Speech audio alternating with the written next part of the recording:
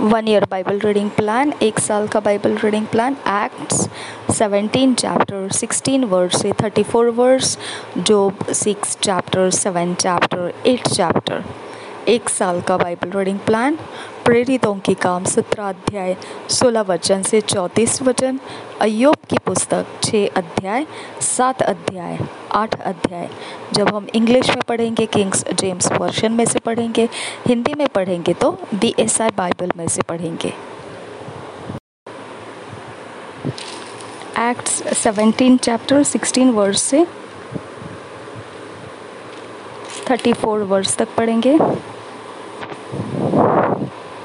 Now, while Paul waited for them at Athens, his spirit was stirred in him when he saw the city wholly given to idolatry. Therefore disputed he in the synagogue with the Jews and with the devout persons, and in the market daily with them that met with him. Then certain philosophers of the Epicureans and of the Stoics encountered him.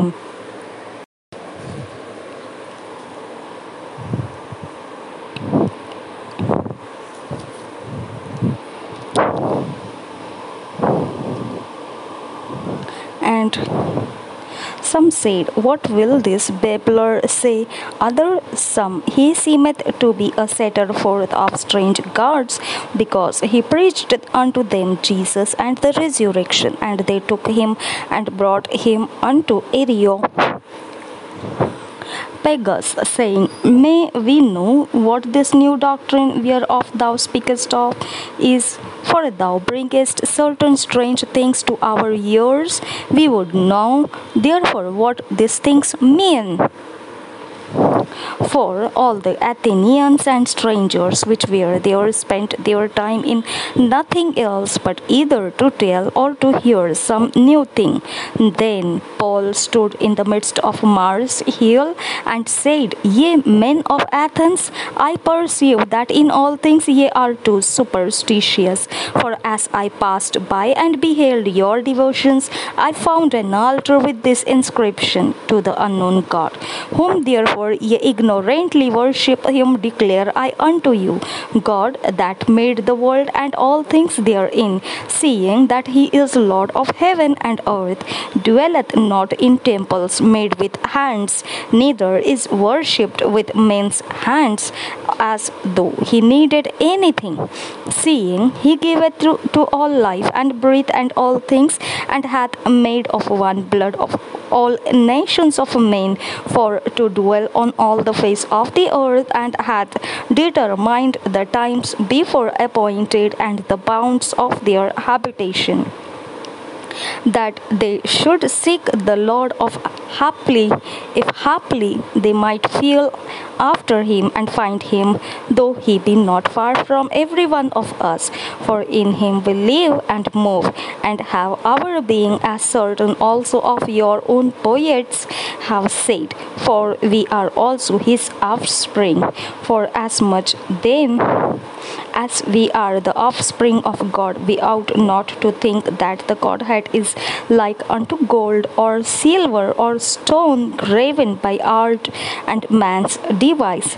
And the times of this ignorance God winked at, but now commandeth all men everywhere to repent, because he hath appointed a day in the which he will judge the world in righteousness by that man whom he hath ordained, whereof he hath given assurance unto all men, in that he hath raised him from the dead. And when they heard of the resurrection of the dead, some mocked, and others said, We will hear thee again of this matter. So Paul departed from among them. Howbeit certain man clave unto him and believed, among the which was Dionysius the Areopagite, and a woman named Damaris, and others with them. प्रेरितों के काम 17 अध्याय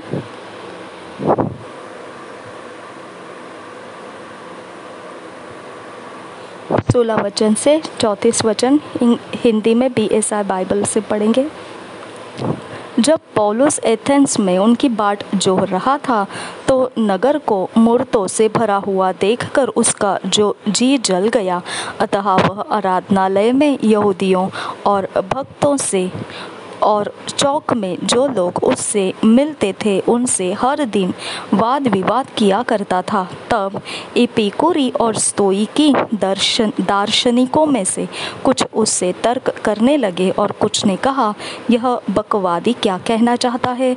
परंतु दूसरों ने कहा, वह अन्य देवताओं का प्रचारक मालूम पड़ता है, क्योंकि वह यीशु और पुनरुत्थान का सुसमाचार सुनाता था।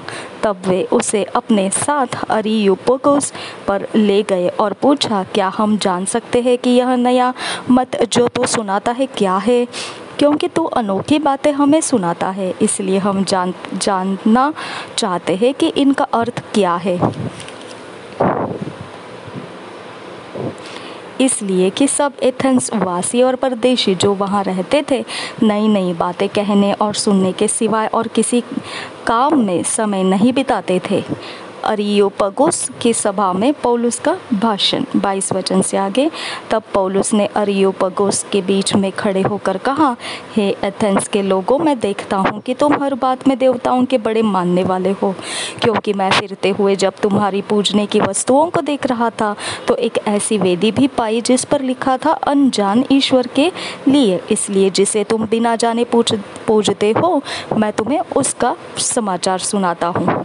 जिस परमेश्वर ने पृथ्वी और उसकी सब वस्तुओं को बनाया, वह स्वर्ग और पृथ्वी का स्वामी होकर हाथ के बनाए हुए मंदिरों में नहीं रहता, न किसी वस्तु की आवश्यकता के कारण मनुष्यों के हाथों की सेवा लेता है, क्योंकि वह स्वयं ही सबको जीवन और श्वास और सब कुछ देता है। उसने एक ही मूल से मनुष्यों की सब जातियों सारी पृथ्वी पर रहने के लिए बनाई है और उनके ठहराए हुए समय और निवास की सीमाओं को इसलिए बांधा है कि वे परमेश्वर को ढूंढे, कदाचित उसे टटोल कर पाए तो भी वह हम में से किसी से दूर नहीं, क्योंकि हम उसी में जीवित रहते और चलते फिरते और स्थिर रहते हैं। जैसा तुम्हारे कितने कवियों ने भी कहा है, हम तो उसी के वंशज हैं।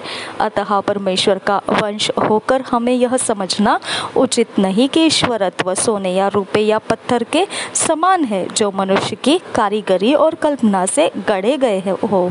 इसलिए परमेश्वर ने अज्ञानता के समयों पर ध्यान नहीं दिया, पर अब हर जगह सब मनुष्यों को मन फिराने की आज्ञा देता है, क्योंकि उसने एक दिन ठहराया है जिसमें वह उस मनुष्य के द्वारा धर्म से जगत का न्याय करेगा जिसे उसने ठहराया है, और उस मरे हुओं में से जिलाकर यह बात सब पर प्रमाणित कर दी है। मरे हुओं के पुनरुत्थान की बात सुनकर कुछ तो ठट्ठा करने लगे और कुछ ने कहा, यह बात हम तुझसे फिर कभी सुनेंगे। इस पर पौलुस उनके बीच में से निकल गया, परंतु कुछ मनुष्य उसके साथ मिल गए और विश्वास किया, जिनमें दियोनुसियुस जो अरियुपगुस का सदस्य था और दमरिस नामक एक स्त्री थी, और उनके साथ और भी लोग थे। बुक ऑफ जॉब चैप्टर 6, 7, 8 हम किंग्स जेम्स वर्जन में से पढ़ेंगे। Job shows that his complaints are not causeless. He wishes for death wherein he is assured of rest and comfort. He reproves his friends' unkindness. First verse say, but Job answered and said, oh, that my grief were truly weighed and my calamity laid in the balances together, for now it would be heavier than the sand of the sea. Therefore my words are swallowed up, for the arrows of the Almighty are within me. The poison whereof drinketh up my spirit. The terrors of God do set themselves in array against me. Doeth the wild ass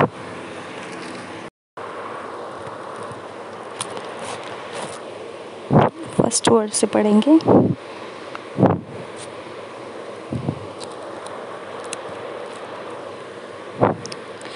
But Job answered and said, oh, that my grief were thoroughly weighed and my calamity laid in the balances together, for now it would be heavier than the sand of the sea. Therefore my words are swallowed up, for the arrows of the Almighty are within me. The poison whereof drinketh up my spirit, the terrors of God do set themselves in array against me. Doeth he wild as prey when he hath grass, or loveth the ox over his fodder? Can that which is unsavory be eaten without salt, or is there any taste in the white of an egg? The things that my soul refused to touch are as my sorrowful meat. Oh, that I might have my request, and that God would grant me the thing that I long for, even that it would please God to destroy me,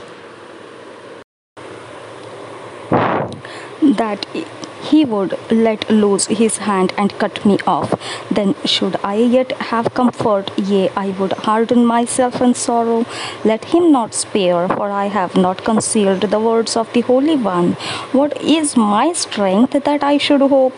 And what is mine end that I should prolong my life? Is my strength the strength of stones, or is my flesh of brass? Is not my help in me, and is wisdom driven quite from me? To him that is afflicted, pity should be shewed from his friend, but he forsaketh the fear of the Almighty. My brethren have dealt deceitfully as a brook, and as the stream of brooks they pass away, which are blackish by reason of the eyes. And wherein the snow is hid, what time they wax warm, they vanish. When it is hot, they are consumed out of their place. The paths of their way are turned aside, and they go to nothing and perish. The troops of the Tema looked, the companies of Sheba waited for them. They were confounded because they had hoped. They came thither and were ashamed. For now ye are nothing. Ye see my casting down and are afraid. Did I say, bring unto me, or give a reward for me of your substance, or deliver me from the enemy's hand, or redeem me from the hand of the mighty? Teach me, and I will hold my tongue, and cause me to understand wherein I have erred. How forcible are right words, but what doeth your arguing reprove? Do ye imagine to reprove words and the speeches of one that is desperate, which are as wind? Yea, ye overwhelm the fatherless, and ye dig a pit for your friend. Now therefore be content, look upon me, for it is evident unto you if I lie. Return, I pray you, let it not be iniquity. Yea, return again, my righteousness is in it. Is there iniquity in my tongue? Cannot my taste discern perverse things?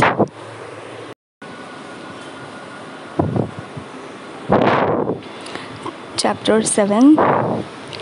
Job excuses his desire of death by representing his extreme restlessness. He expostulates with God. First verse say, is there not an appointed time to man upon earth? Are not his days also like the days of an hireling? As a servant earnestly desireth the shadow, and as an hireling looketh for the reward of his work, so am I made to possess months of vanity, and wearisome nights are appointed to me. When I lie down, I say, when shall I arise and the night be gone? And I am full of tossings to and fro unto the dawning of the day. My flesh is clothed with worms and clods of dust. My skin is broken and become loathsome. My days are swifter than weaver's shuttle, and are spent without hope. Oh, remember that my life is weaned. Mine eye shall no more see good. The eye of him that hath seen me shall see me no more. Thine eyes are upon me, and I am not. As the cloud is consumed and vanisheth away, so he that goeth down to the grave shall come up no more. He shall return no more to his house, neither shall his place know him any more. Therefore I will not refrain my mouth. I will speak in the anguish of my spirit. I will complain in the bitterness of my soul. Am I a sea or a whale that thou settest a watch over me? When I say, my bed shall comfort me, my coat shall ease my complaint. Then thou scarest me with dreams, and terrifiest me through visions, so that my soul chooseth strangling and death rather than my life. I loathe it, I would not live away.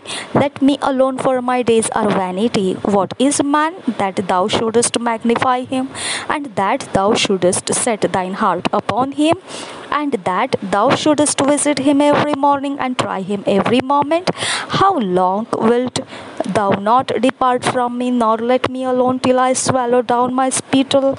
I have sinned, and what shall I do unto thee, O thou preserver of men? Why hast thou set me as a mark against thee, so that I am a burden to myself? And why doest thou not pardon my transgression, and take away mine iniquity? For now shall I sleep in the dust, and thou shalt seek me in the morning, but I shall not be. Chapter 8. Bildad shows God's justice, appeals to antiquity to prove the destruction of the hypocrite, applies God's just dealing to the case of Job. Then, first verse say, then answered Bildad the Shuhite and said, how long wilt thou speak these things? How long shall the words of thy mouth be like a strong wind? Doeth God pervert judgment, or doeth the Almighty pervert justice? If thy children have sinned against him, and he have cast them away for their transgression, if thou wouldest seek unto God betimes, and make thy supplication to the Almighty, if thou wert pure and upright, surely now he would awake for thee, and make the habitation of thy righteousness prosperous. Though thy beginning was small, yet thy latter end should greatly increase.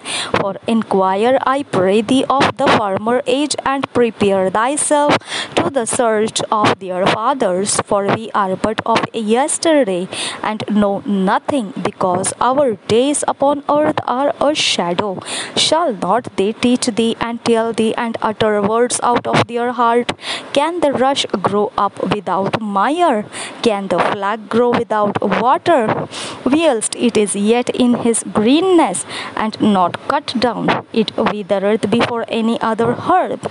So are the paths of all that forget God, and the hypocrite's hope shall perish, whose hope shall be cut off, and whose trust shall be a spider's web. He shall lean upon his house, but it shall not stand. He shall hold it fast, but it shall not endure. He is green before the sun, and his branch shooteth forth in his garden. His roots are wrapped about the hip, and seeth the place of stones. If he destroys him from his place, then it shall deny him, saying, I have not seen thee. Behold, this is the joy of his way, and out of the earth shall others grow. Behold, God will not cast away a perfect man, neither will he help the evildoers, till he fill thy mouth with laughing, and thy lips with rejoicing. They that hate thee shall be clothed with shame, and the dwelling place of the wicked shall come to naught. अय्यूब की पुस्तक 6, 7, 8 अध्याय हम पढ़ेंगे। Kings James version में से पढ़ा हमने English में, हम हिंदी में पढ़ेंगे BSI बाइबल में से। अय्यूब का एलीपज को उत्तर। फिर अय्यूब ने कहा, पहले वचन से पढ़ रहे। फिर अय्यूब ने कहा, भला होता कि मेरा खेद तौला जाता और मेरी सारी विपत्ति तुला में रखी जाती, क्योंकि वह समुद्र की बालू से भी भारी ठहरती। इसी कारण मेरी बातें उतावली सी हुई है, क्योंकि सर्वशक्तिमान के तीर मेरे अंदर चुभे हैं और उनका विष मेरी आत्मा में बैठ गया है। परमेश्वर की भयंकर बात मेरे विरुद्ध पांति बांधे है। जब बनेले गदहे को घास मिलती तब क्या वह रेंगता है, और बैल चारा पाकर क्या डकारता है? जो फीका है वह क्या बिना नमक खाया जाता है? क्या अंडे की सफ़ेदी में भी कुछ स्वाद होता है? जिन वस्तुओं को मैं छूना भी नहीं चाहता वही मानो मेरे लिए घिनौना आहार ठहरी है। भला होता कि मुझे मुँह मांगा वर मिलना, और जिस बात की मैं आशा करता हूँ वह परमेश्वर मुझे दे देता। कि परमेश्वर प्रसन्न होकर मुझे कुचल डालता और हाथ बढ़ाकर मुझे काट डालता, यही मेरी शांति का कारण होता। वरन भारी पीड़ा में भी मैं इस कारण से उछल पड़ता, क्योंकि मैंने उस पवित्र के वचनों का कभी इनकार नहीं किया। मुझ में बल ही क्या है कि मैं आशा रखूं? मेरा अंत ही क्या होगा कि मैं धीरज धरूं? क्या मेरी दृढ़ता पत्थरों की सी है? क्या मेरा शरीर पीतल का है? क्या मैं निराधार नहीं हूँ? क्या काम करने की शक्ति मुझसे दूर नहीं हो गई? जो पड़ोसी पर कृपा नहीं करता वह सर्वशक्तिमान का भय मानना छोड़ देता है। मेरे भाई नाले के समान विश्वासघाती हो गए हैं, वरन उन नालों के समान जिनकी धार सूख जाती है और वे बर्फ के कारण काले से हो जाते हैं और उनमें हिम छिपा रहता है। परंतु जब गर्मी होने लगती तब उनकी धाराएं लोप हो जाती है, और जब कड़ी धूप पड़ती है तब वे अपनी जगह से उड़ जाते हैं। घूमते घूमते सूख जाती और सुनसान स्थान से बहकर नष्ट होती है। तेमा के बंजारे देखते रहे और शबा के काफिले वालों ने उनका रास्ता देखा। वे लज्जित हुए क्योंकि उन्होंने भरोसा रखा था, और वहां पहुंचकर उनके मुंह सूख गए। उसी प्रकार अब तुम भी कुछ न रहे। मेरी विपत्ति देखकर तुम डर गए हो। क्या मैंने तुमसे कहा था मुझे कुछ दो, या अपनी संपत्ति में से मेरे लिए घूस दो, या मुझे सताने वाले के हाथ से बचाओ, या उपद्रव करने वालों के वश से छुड़ा लो? मुझे शिक्षा दो और मैं चुप रहूँगा, और मुझे समझाओ कि मैंने किस बात में चूक की है। सच्चाई के वचनों में कितना प्रभाव होता है, परंतु तुम्हारे विवाद से क्या लाभ होता है? क्या तुम बातें पकड़ने की कल्पना करते हो? निराश जन की बातें तो वायु की सी है। तुम अनाथों पर चिट्ठी डालते और अपने मित्र को बेचकर लाभ उठाने वाले हो। इसलिए अब कृपा करके मुझे देखो। निश्चय मैं तुम्हारे सामने कदापि झूठ न बोलूँगा, फिर कुछ अन्याय न होने पाए। फिर इस मुकदमे में मेरा धर्म ज्यों का त्यों बना है, मैं सत्य पर हूँ। क्या मेरे वचनों में कुछ कुटिलता है? 7 अध्याय पहले वचन से। क्यों मैं दुष्टता नहीं पहचान सकता? क्या मनुष्य को पृथ्वी पर कठिन सेवा करनी नहीं पड़ती? क्या उसके दिन मजदूर कैसे नहीं होते? जैसा कोई दास छाया की अभिलाषा करे या मजदूर अपनी मजदूरी की आशा रखे, वैसा ही मैं अनर्थ के महीनों का स्वामी बनाया गया हूँ, और मेरे लिए क्लेश से भरी रातें ठहराई गई है। जब मैं लेट जाता तब कहता हूँ मैं कब उठूँगा, पर रात लंबी होती जाती है और पाँव फटने तक छटपटाते उकता जाता हूँ। मेरी देह कीड़ों और मिट्टी से ढकी हुई है। मेरा चमड़ा सिमट जाता और फिर गल जाता है। मेरे दिन जुलाहे की ढरकी से अधिक फुर्ती से चलने वाले और निराशा में बीते जाते हैं। याद कर कि मेरा जीवन वायु ही है, और मैं अपनी आँखों से कल्याण फिर न देखूँगा। जो मुझे अब देखता है उसे मैं फिर दिखाई न दूँगा। तेरी आँखें मेरी ओर होंगी, परंतु मैं न मिलूँगा। जैसे बादल छटकर लोप हो जाता है, वैसे ही अधोलोक में उतरने वाला फिर वहाँ से नहीं लौट सकता। वह अपने घर को फिर लौट न आएगा और न अपने स्थान में फिर मिलेगा। इसलिए मैं अपना मुंह बंद न रखूँगा, अपने मन का खेद खोल कर कहूँगा और अपने जीव की कड़वाहट के कारण कुड़कुड़ाता रहूँगा। क्या मैं समुद्र हूँ या मगरमच्छ हूँ? कि तू मुझ पर पहरा बैठाता है। जब जब मैं सोचता हूँ कि मुझे खाट पर शांति मिलेगी और बिछौने पर मेरा खेद कुछ हल्का होगा, तब तब तू मुझे स्वप्नों से घबरा देता और दर्शनों से भयभीत कर देता है। यहाँ तक कि मेरा प्राण फांसी को और जीवन से मृत्यु को अधिक चाहता है। मुझे अपने जीवन से घृणा आती है। मैं सर्वदा जीवित रहना नहीं चाहता। मेरा जीवन काल सांस सा है, इसलिए मुझे छोड़ दे। मनुष्य क्या है कि तू उसे महत्व दे और अपना मन उस पर लगाए और प्रति भोर को उसकी सुधि ले और प्रति क्षण उसे जांचता रहे। तो कब तक मेरी ओर आंख लगाए रहेगा और इतनी देर के लिए भी मुझे न छोड़ेगा कि मैं अपना थूक निगल लूं? हे मनुष्यों पर नजर रखने वाले, मैंने पाप तो किया होगा, पर मैंने तेरा क्या बिगाड़ा है? क्या बिगाड़ा? तूने क्यों मुझको अपना निशाना बना लिया है, यहाँ तक कि मैं अपने ऊपर आप ही बोझ बना हूँ। तू क्यों मेरा अपराध क्षमा नहीं करता और मेरा अधर्म क्यों दूर नहीं करता? अब तो मैं मिट्टी में सो जाऊँगा और तू मुझे यत्न से ढूंढेगा, पर मेरा पता नहीं मिलेगा। बिलदद का तर्क। पहले वचन से तब शूही बिलदद ने कहा, तू कब तक ऐसी ऐसी बातें करता रहेगा और तेरे मुंह की बातें कब तक प्रचंड वायु सी रहेगी? क्या परमेश्वर अन्याय करता है और क्या सर्वशक्तिमान धर्म को उल्टा करता है? यदि तेरे बच्चों ने उसके विरुद्ध पाप किया है तो उसने उनको उनके अपराध का फल भुगताया है। तो भी यदि तू आप परमेश्वर को यत्न से ढूंढता और सर्वशक्तिमान से गिड़गिड़ाकर विनती करता और यदि तू निर्मल और धर्मी रहता, तो निश्चय वह तेरे लिए जागता और तेरी धार्मिकता का निवास फिर क्यों का त्यों कर देता। चाहे तेरा भाग पहले छोटा ही रहा हो, परंतु अंत में तेरी बहुत बढ़ती होती। पिछली पीढ़ी के लोगों से तो पूछ और जो कुछ उनके पुरखाओं ने जांच पड़ताल की है उस पर ध्यान दे, क्योंकि हम तो कल ही के हैं और कुछ नहीं जानते और पृथ्वी पर हमारे दिन छाया के समान बीतते जाते हैं। क्या वे लोग तुझसे शिक्षा की बातें न कहेंगे? क्या वे अपने मन से बात न निकालेंगे? क्या कछार की घास पानी बिना बढ़ सकती है? क्या सरकंडा जल बिना बढ़ता है? चाहे वह हरी हो और काटी भी न गई हो, तो भी वह और सब भांति की घास से पहले ही सूख जाती है। परमेश्वर के सब बिसराने वालों की गति ऐसी ही होती है और भक्तिहीन की आशा टूट जाती है। उसकी आशा का मूल कट जाता है और जिसका वह भरोसा करता है वह मकड़ी का जाल ठहरता है। चाहे वह अपने घर पर भरोसा रखे, परंतु वह न ठहरेगा। वह उसे दृढ़ता से थामेगा, परंतु वह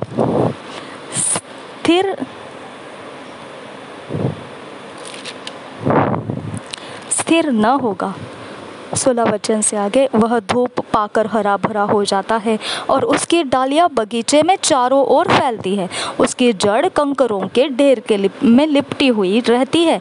वह पत्थर के स्थान को देख लेता है, परंतु जब वह अपने स्थान पर से नष्ट किया जाए तब वह स्थान उससे यह कहकर मुंह मोड़ लेगा, मैंने तुझे कभी देखा ही नहीं।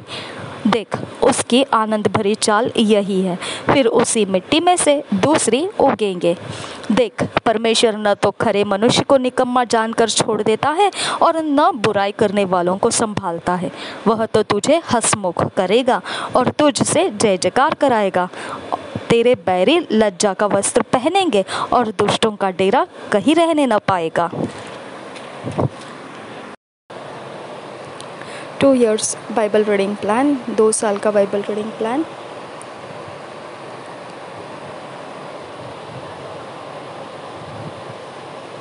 ल्यूक 6 चैप्टर 39 वर्स से 49 वर्स, ड्यूटोनॉमी 33 चैप्टर।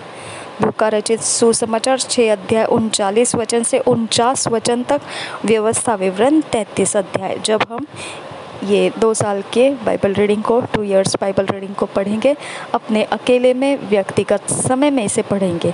जब हम इसे पढ़ेंगे तो हमारे साथ परमेश्वर नए चीज़ें, नए दर्शन, नए अभिषेक की जो रास्ते हैं, जो बातें हैं, वो हमारे मन में वो खोल सकता है और वो सामर्थ्य के अंदर चलने का रास्ता वो हमको दिखा सकता है।